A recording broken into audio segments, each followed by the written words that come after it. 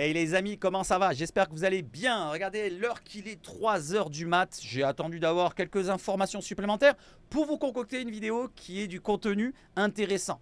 J'ai trouvé 2-3 choses. Je vais vous aiguiller sur 2-3 sujets qu'on va parler ensemble. Pas tout, pas la totale. On va parler sur la fin de vidéo sur Mikotadze. On va parler un peu d'Eki Fernandez. On va se faire un point précis du dossier. Vraiment précis avec les pourcentages et le tarif exact que l'OM devra débourser pour le recruter. Derrière, on va parler aussi du cas principal de la vidéo, c'est Youssef Attal. Un cas qui divise, un dossier qui est épineux. Voilà, donc la politique s'en est mêlée, on va en parler. J'estime que la politique ne doit pas s'en mêler. Ça doit être le sportif qui doit gérer tout ça. Il a été condamné, il a purgé sa peine, si on peut le dire comme ça. On va en parler plus précisément tout à l'heure. Let's go cacao sur quoi les amis? D'abord, l'abonnement, la cloche, le petit like, le petit commentaire et le partage, très important aussi pour la chaîne, pour qu'on soit de plus en plus nombreux sur la team SHF. Let's go sur l'introduction les amis. 5, 4, 3, 2, 1, 0.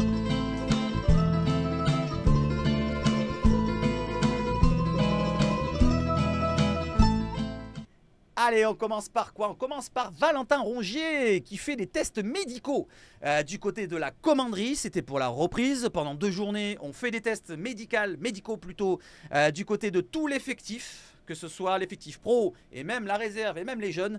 Valentin Rongier, donc je lui dis directement à lui, vas-y Valentin, force à toi pour la reprise, tu vas retrouver bientôt les terrains, t'inquiète. Et oui, parce qu'il n'a pas retrouvé les terrains depuis le match face à Lille, c'était en novembre dernier. Ça fait quand même une paye, un laps de temps assez conséquent. Il n'a pas repris à cause de sa blessure au genou. Il avait fait son opération, ça s'est bien passé l'opération. Ensuite, il a eu un problème au tendon rotulien qui s'est inflammé. Ça a duré, il a cru reprendre un moment, mais ça s'est réinflammé par derrière. Donc là, c'est peut-être la reprise pour dans pas longtemps.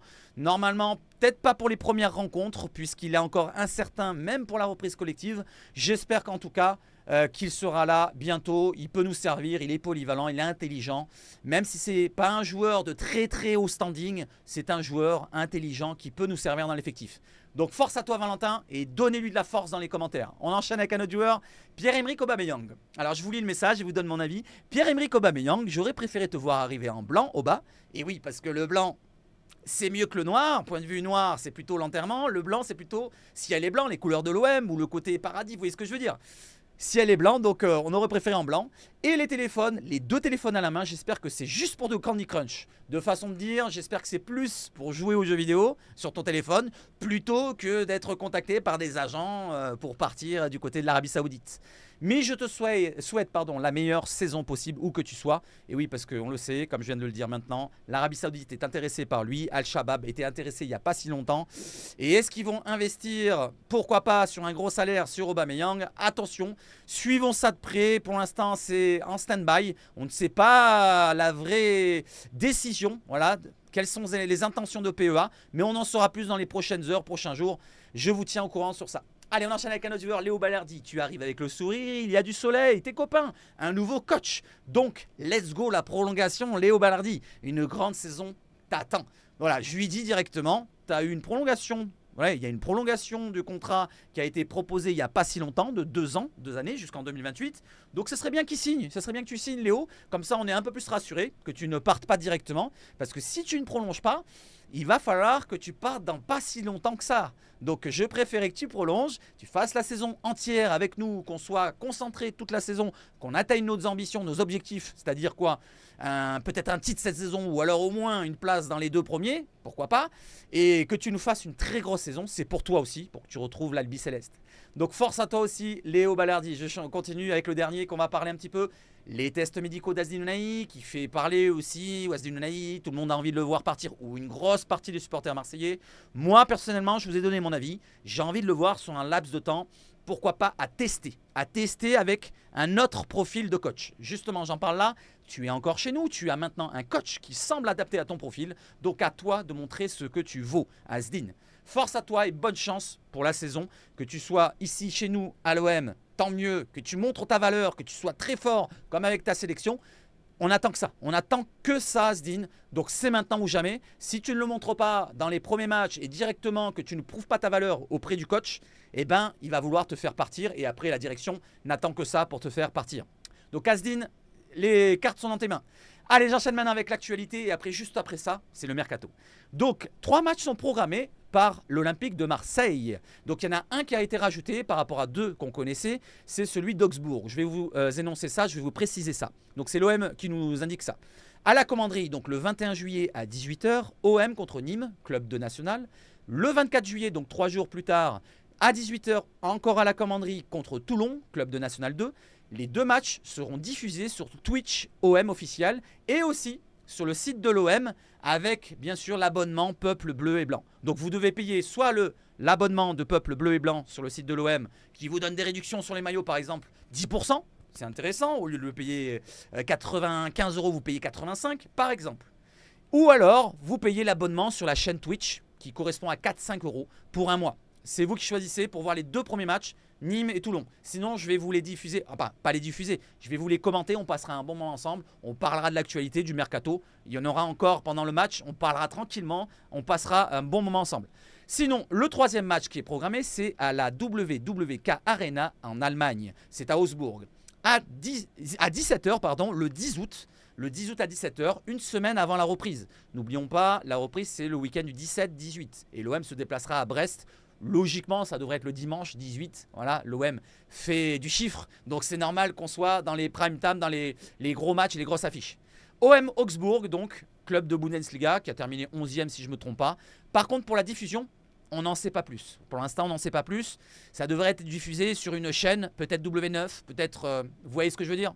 Donc attendons de voir, vous avez la commanderie ici en photo et vous avez bien sûr le stade d'Augsbourg, magnifique stade, les amis, go. Allez, on enchaîne avec l'actualité. Alors Ismaël Koné, alors je vais vous faire écouter ce qu'il nous dit. Voilà, donc il nous salue du côté des USA, du côté de la Copa. Aujourd'hui, il joue du côté de la Copa face au Venezuela en quart de finale de la Copa América. Malheureusement, il n'est pas titulaire. C'est pour ça qu'actuellement, je ne regarde pas le début de rencontre à cette heure-ci. Mais je vais regarder la suite. On ne sait jamais s'il rentre en cours de jeu pour voir un petit peu Ismaël Koné. Et là, il nous dit quelque chose. Je vous laisse. Salut la team, c'est Ismaël. Ça y est, c'est fait. C'est bien. Je suis olympien. Ça y est, je suis olympien. Comme vous le savez, je suis encore aux États-Unis. Je suis un quart de finale de Copa América. Mais sachez que je suis très heureux. J'ai hâte de vous voir. J'ai hâte de vous voir. J'ai hâte de voir le stade. Je vous dis à très bientôt. Allez l'OM, merci.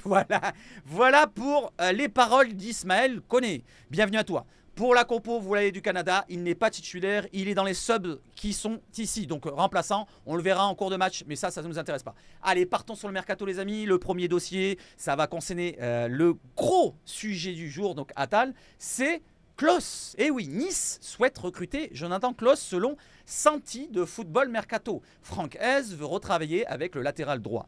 Pour le moment, aucun échange entre les deux clubs, entre l'OM et Nice. Seuls Franck Hez et Jo Klos ont eu des discussions selon Ambou. Donc pour l'instant, c'est un intérêt du club niçois avec Franck Hez qui souhaiterait retravailler avec lui et qui a eu des discussions avec Jo Klos. Donc peut-être qu'ils se sont mis d'accord entre Jo Klos et Franck Hez que Jo Klos vienne travailler avec Franck Hez, mais pour le moment, pas de travail du club niçois avec le club marseillais. Donc il faudra mettre du pognon. Il reste une année de contrat à Jonathan Klos. Voilà, je pense, comme je vous l'ai dit, mon tarif, ça serait entre 7,5, le prix pratiquement qu'on l'a acheté, je crois que c'est 8 millions qu'on l'a acheté, entre 7,5 et 12,5, parce que n'oublions pas, c'est un international bleu, désormais, il joue l'euro même s'il est sur le banc. Donc, entre 7,5 et 12,5, ça serait le tarif pour ma part, je ne sais pas ce que vous en pensez. Donnez-moi votre tarif pour Jonathan Klos. Allez, on enchaîne avec le gros dossier. Accord de principe, ça c'était en début de journée, je vous fais le scénario comme d'habitude. Accord de principe entre l'OM et Youssef Attal. Contrat jusqu'en juin 2025, donc une saison, plus une année en option.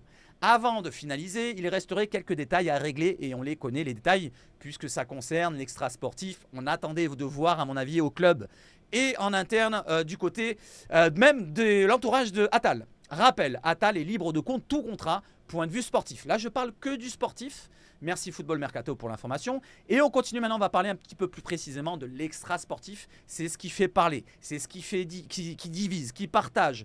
La team OM, il ne faut pas vous diviser comme ça. C'est un sujet qui est délicat, certes, mais on est tous là pour notre club. Le principal, c'est le club. Que la politique se mêle aux sportifs, je ne trouve pas ça logique. Et je trouve que déjà, il a purgé sa peine. On va en parler tout à l'heure. Donc, il n'y a pas à s'en mêler. On va en parler justement. Benoît Payan, le maire de Marseille, s'oppose à la venue potentielle de Youssef Attal. Le maire de Marseille estime que le latéral algérien n'a rien à faire à l'OM, qui ne porte pas les valeurs du club.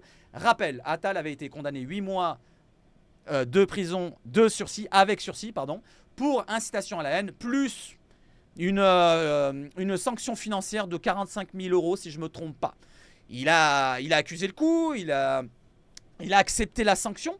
Maintenant, on va voir un petit peu la suite. Derrière, il y a aussi Benoît Payan qui précise que s'il était amené à venir à l'OM, il voudrait avoir un rendez-vous avec Pablo Longoria, avec la direction olympienne pour en parler, pour s'immiscer dans le club. Il n'a pas à s'immiscer dans les histoires du club.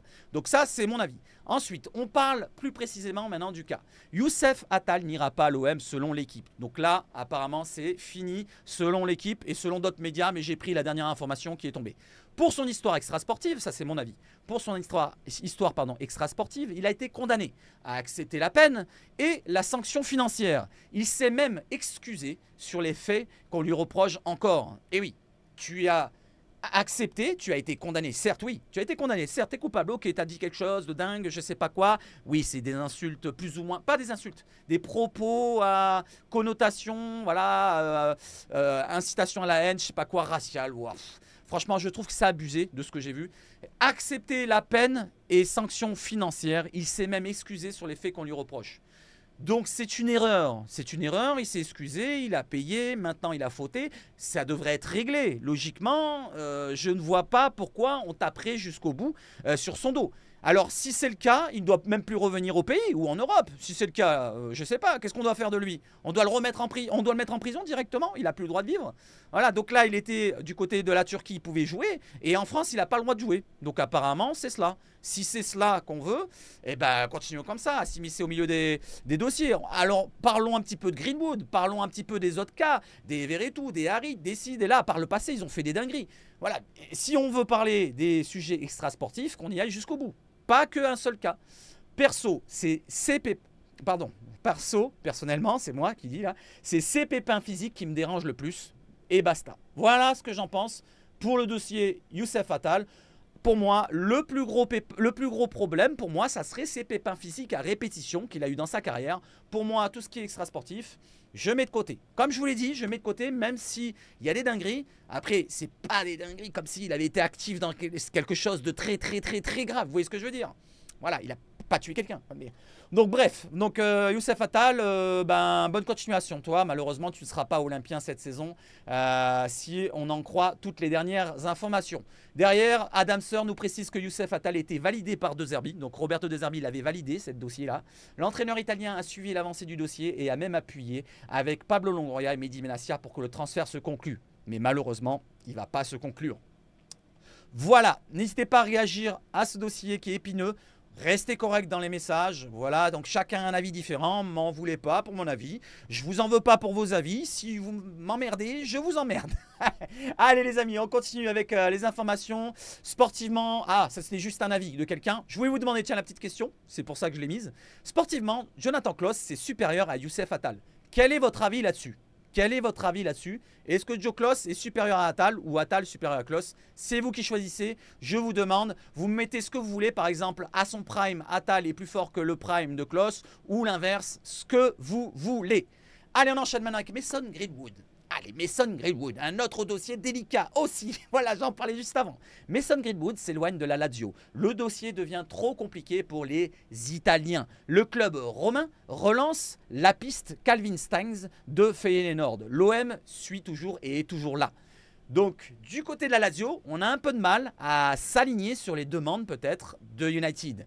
Ils commencent à abandonner la piste et ils se rabattent donc sur une autre piste, une ancienne piste, Calvin Stengs, l'ancien niçois, et ils se rabattent donc sur cette piste en Hollande. L'OM donc serait un petit peu débarrassé de la Lazio. Au moins sur ce dossier-là, on a au moins un adversaire de moins. Mais il y a un autre adversaire qui arrive par derrière. Voilà, par derrière, c'est facile à dire mais c'est comme ça. Et ben c'est le Fenerbahçe. Le Fenerbahçe, donc le club turc, donc qui est coaché par José Mourinho, entre dans la course pour recruter Mason Greenwood. Leur coach, José Mourinho justement, a déjà eu plusieurs conversations avec le joueur pour tenter de le convaincre. 30 millions d'euros, c'est la valeur. Le club turc prépare une offre de 30 millions d'euros, c'est ce qu'ils veulent lui offrir pour leur première offre. Alors, je ne sais pas s'ils auront les moyens. Les clubs turcs, on le sait très bien, ils n'investissent pas énormément sur les transferts. Voilà, c'est surtout les salaires qui donnent des gros salaires. Il me semble, hein, si je vois bien la chose.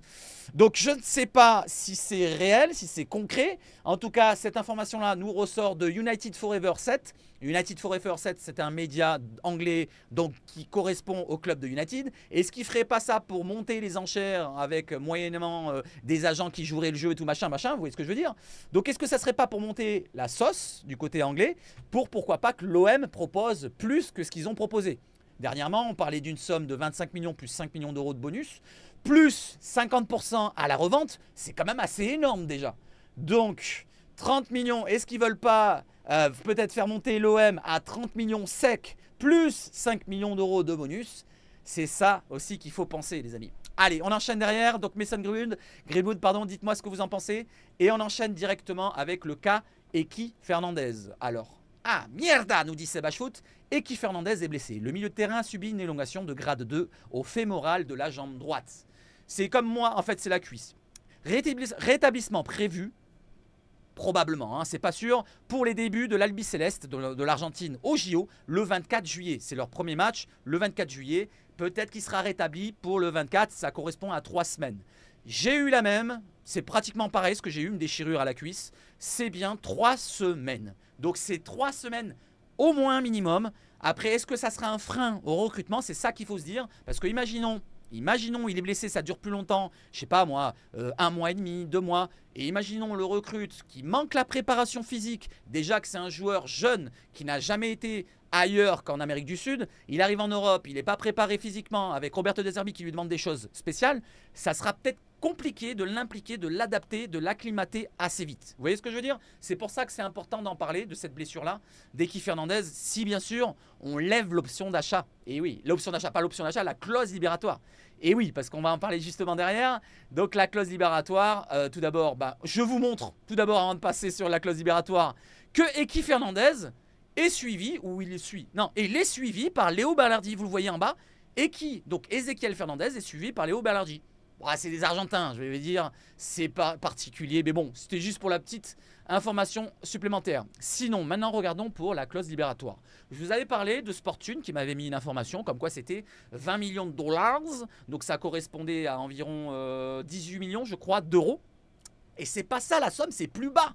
C'est beaucoup plus bas. Écoutez, Eki Fernandez, Boca n'acceptera que la clause libératoire levée pour laisser partir le joueur. Et la clause libératoire est à 15 millions de dollars, 13,8 millions d'euros. 14 millions pour arrondir. 14 millions d'euros. L'OM a déjà proposé une offre informelle. On ne la connaît pas exactement. Ça parle de 10 à 15 millions d'euros. C'est vague. Mais si on a proposé ne serait-ce que 10 millions d'euros, on n'est qu'à 3,8 millions ou 4 millions. Donc il faut investir si on le veut, ce joueur. Cela dit, c'est pas fini. C'est pas fini. Boca Junior ne possède que 60% du joueur, d'Eki. Et oui, il possède que 60% du joueur. C'est particulier en Amérique du Sud. Il y a les droits, c'est ça. Ils se partagent tous les droits comme au Brésil. C'est souvent comme ça le cas des joueurs, comme Gerson à l'époque. Le reste ira à son représentant et le club de Santa Brigada de San Miguel, c'est son club formateur. Donc, ce qui correspondrait, si l'OM paye la clause libératoire qui est estimée à 13,8 millions d'euros, Boca Junior ne recevrait que 8,29 millions d'euros. C'est pour ça qu'ils ne veulent pas le laisser partir comme ça, moins de 13,8, parce qu'ils vont récupérer combien? Au bout du compte, si on leur donne 10, ils vont récupérer quoi? 6, 7? Voilà, ils veulent le plus d'argent possible, c'est normal. Après, 13,8 millions d'euros, est-ce que c'est excessif pour un joueur de cette qualité? Beaucoup en disent du bien, et moi j'estime qu'on doit mettre le paquet s'il correspond à ce que veut Roberto De Zerbi. Donc 14 millions d'euros dans le football actuel, c'est pas grand chose. L'OM, s'il n'est pas capable de mettre cette somme-là pour un prospect, un joueur qui est à devenir peut-être un des titulaires, peut-être de l'Albi Céleste, la A et pas l'espoir, donc il faut mettre le paquet parce que dans pas longtemps, ça va être trop tard. Ça va être trop tard. Déjà qu'il y a Porto qui est intéressé, j'en ai pas parlé. Porto qui est intéressé, je ne vous l'ai pas mis dans l'information parce que c'est trop long. Ils avaient déjà acheté un joueur, mais il manque un peu d'argent. Ils ont oublié de verser 3 millions d'euros au club de Boca. Donc Boca ne veut pas le vendre à Porto. C'est pour ça qu'il y a un problème avec Porto. Sinon, il y a l'Atlético Madrid aussi qui commence à suivre le joueur. Attention de ne pas trop traîner.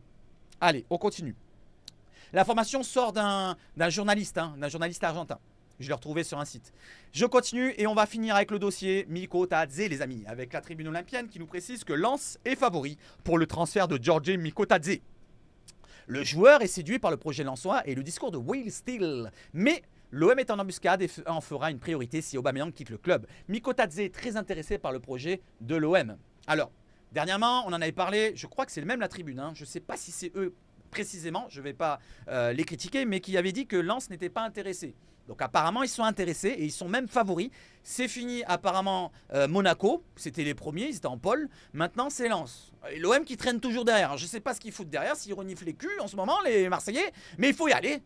Faut y aller sur Ezekiel, faut y aller sur Mikotadze, faut y aller sur les joueurs. Carboni aussi, on l'attend. Bon, Carboni, il n'y a pas de nouvelles. Mais il faut y aller sur les joueurs, les amis. Faut y aller. Allez, faut mettre le pognon.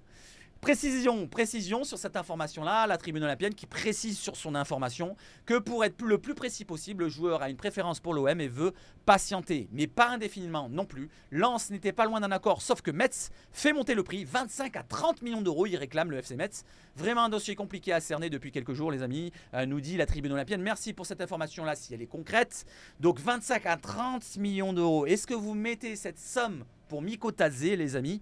Dites-moi dans les commentaires si vous mettez 25 à 30 millions pour Mikotadze. 25-30, hein, c'est quand même pas mal. C'est quand même pas mal. Allez, est-ce qu'il y a une bonne information? Non, il n'y en a plus. On peut voir par contre qu'il y a Pablo Longoria qui était du côté de l'Allemagne, aperçu lors du Portugal-France. Victoire des Français au tir au but, on l'a vécu ensemble. Et voilà, donc la dernière information. Maintenant, on va rafraîchir la page. Comme d'habitude, il y a un petit 1. On ne sait jamais. On ne sait jamais. On clique là. Voilà. Ah, peut-être une petite information qui tombe. Non. BOM, l'équipe du Canada, gagne actuellement 1-0 contre le Venezuela en quart de finale de la Copa América. Ismaël Koné, quant à lui, a débuté sur le banc comme le précédent match. Comme je vous l'ai dit, il est remplaçant.